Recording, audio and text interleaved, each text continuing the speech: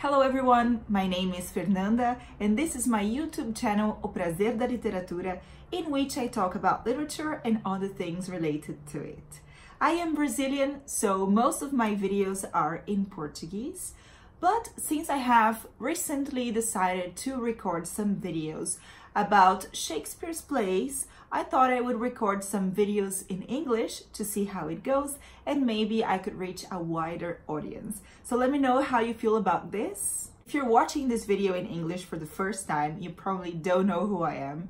I am a PhD candidate in literary studies in Brazil and in the Netherlands, and my main area of research is English literature, and one of my great interests is William Shakespeare. I worked with King John for my master's degree, and I've been working with Richard II for my PhD dissertation, and it has been my personal project to read all Shakespearean plays.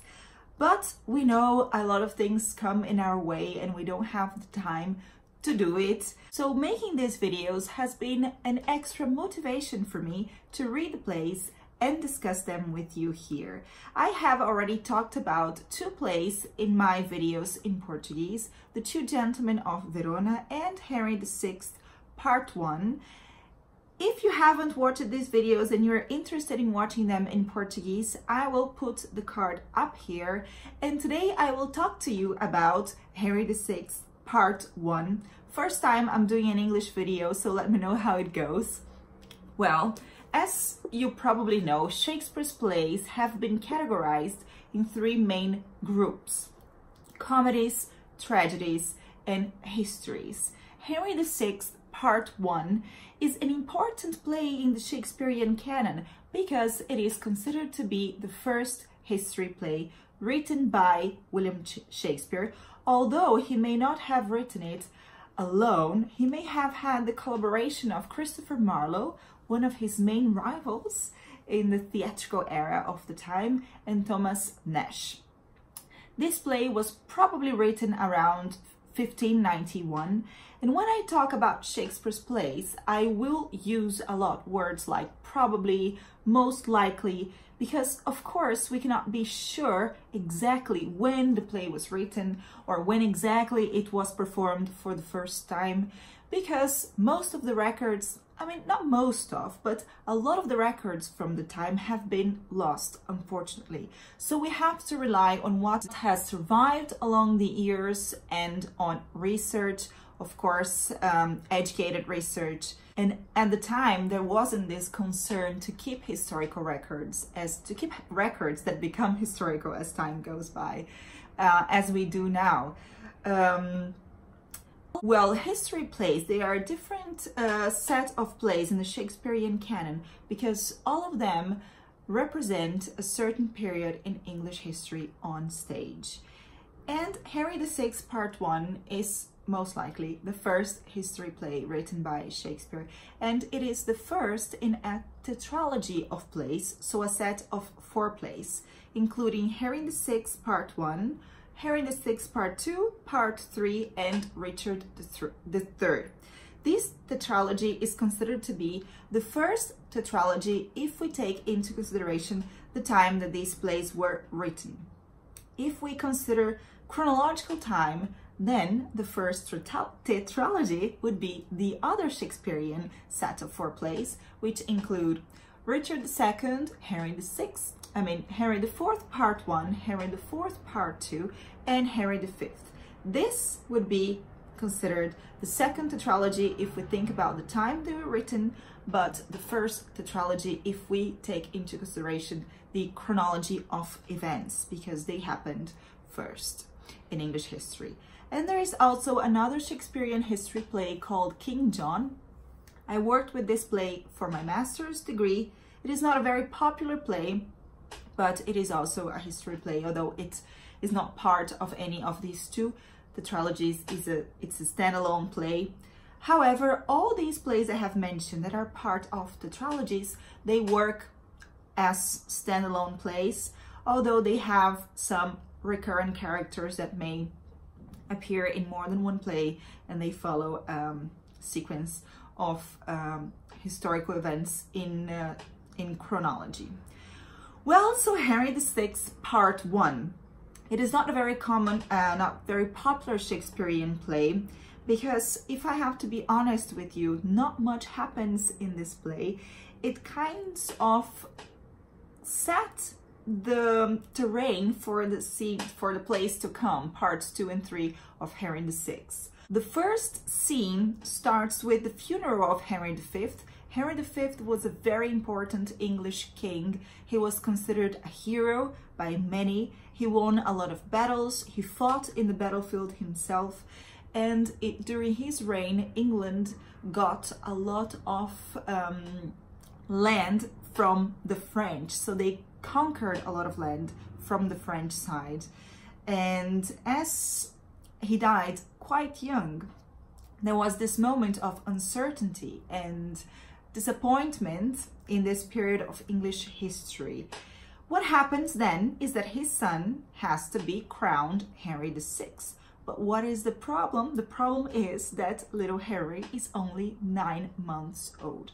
He has to be crowned king, but of course he cannot rule at such an early age. So the person who takes really the action of governing the realm, of governing the kingdom, is the Duke of Gloucester, who was Henry VI's uncle, and he works as protector of the realm until Henry is old enough to rule. And then there is a difference of time, a lapse of time in the play, and the next scene we find Henry VI already as a young man and ruling with the help of his uncle, the Duke of Gloucester.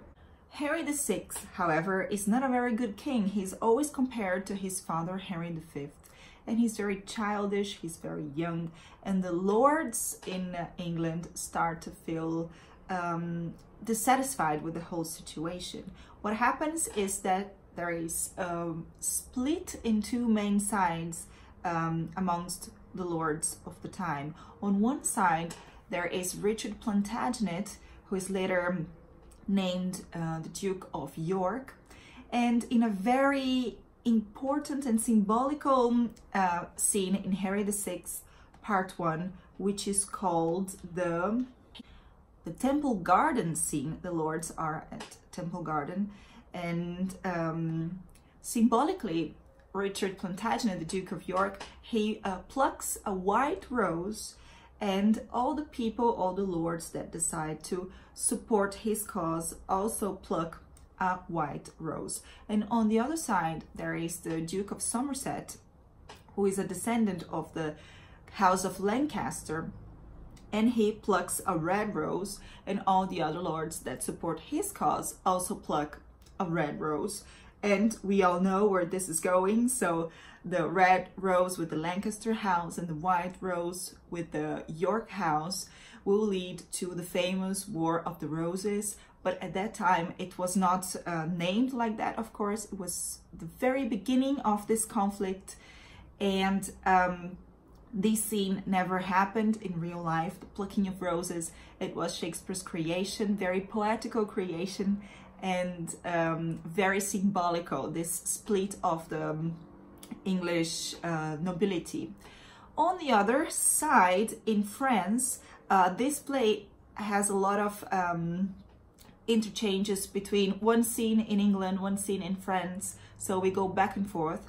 And in France, we meet the Dauphin Charles, who becomes the King Charles VII, and he has heard of a young lady who supposedly has magical powers and has heard a message from the angels, from God himself, and she believes she is the key to French victory in this conflict between France and England. So he decides to meet her, and this lady is none other than Joan of Arc.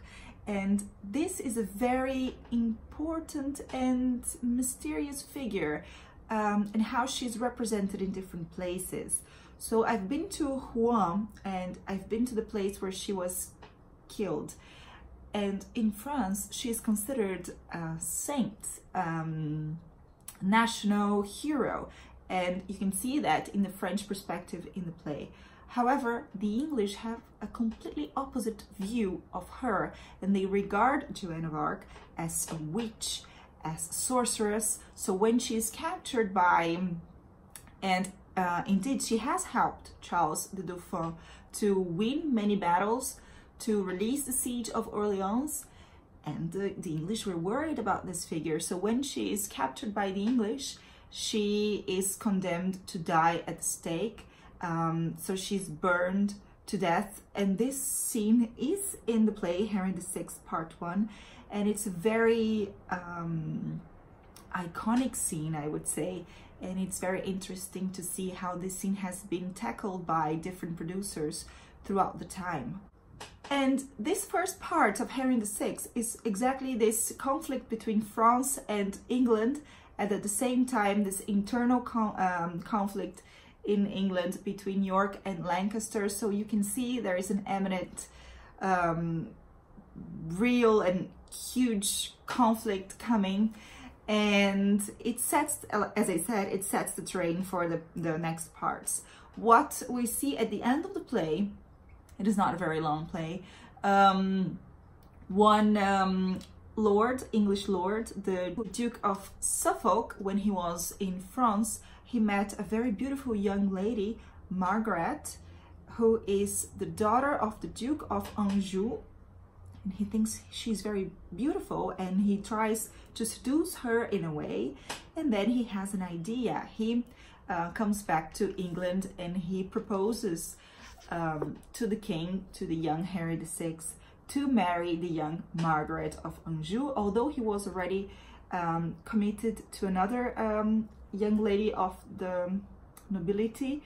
Henry VI, after hearing so many positive things about Margaret, he decides to accept, and that's how the scene and the play ends, with lines by Suffolk, and he says, "Margaret shall now be queen and rule the king, but I will rule both her, the king, and the realm." So Suffolk thinks he may get to really control England by means of the two young people.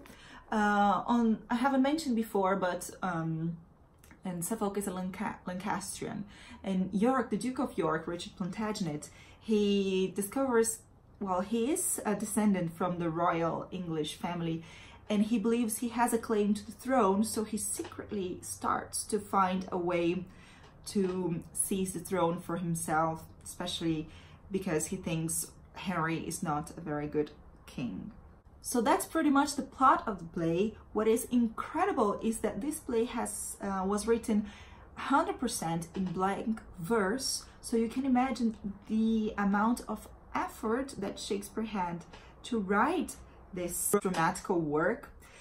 As to performance, it is believed that it was first performed in 1592 at the Rose Theatre in Southwark in London, and the time the Globe Theatre was not yet built. It was built some years later by Shakespeare's troupe, so it is believed it was performed there at the Rose Theatre. And there are some very interesting themes in this play, and I think that's what really captures me most about Shakespearean plays. The language, of course, but also the themes. One of the themes is death of chivalry, the decline of England's empire over France, and the declining of the chivalry amongst the English nobles. We see that the nobles, the lords, are becoming more and more ambitious, and they forget the code of chivalry, the medieval code of chivalry.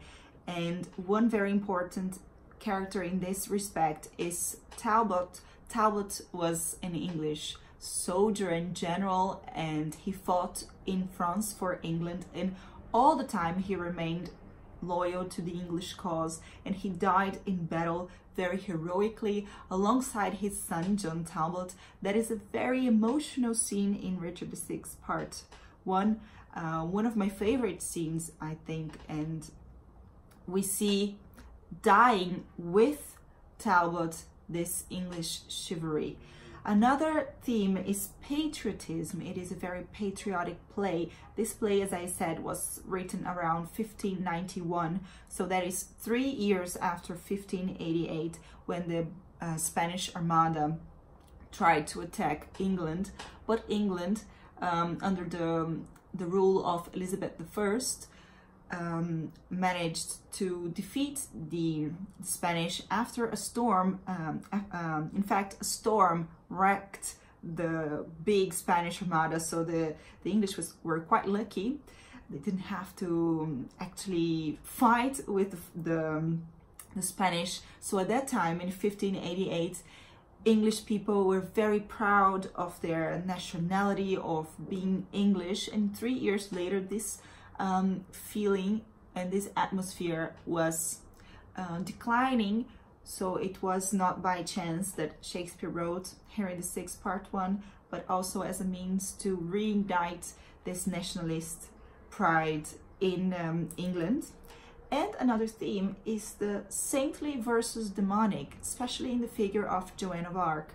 As I said, the way she's perceived by the French as saintly and as a national hero, and on the other side, the English as demon. She confides with fins, and she is considered sorceress, and that's why she burns at the stake. So these are the three main themes in this play. So I have already said too much. I hope you have enjoyed this journey through the plot of Henry VI Part 1, some extra information about themes in the play, the language, date and place of performance, and about brief introduction about Shakespeare's history plays. This is my first English video, so I hope you've liked it. Please leave a comment down below. Tell me what you think about it. If you liked a video like this, I will continue making videos in Portuguese for the channel, of course, but if you're interested, every now and then I can also record a video in English, so then I can reach a wider audience. If you haven't yet subscribed to the channel, please hit the button subscribe. Thank you all for watching and happy reading!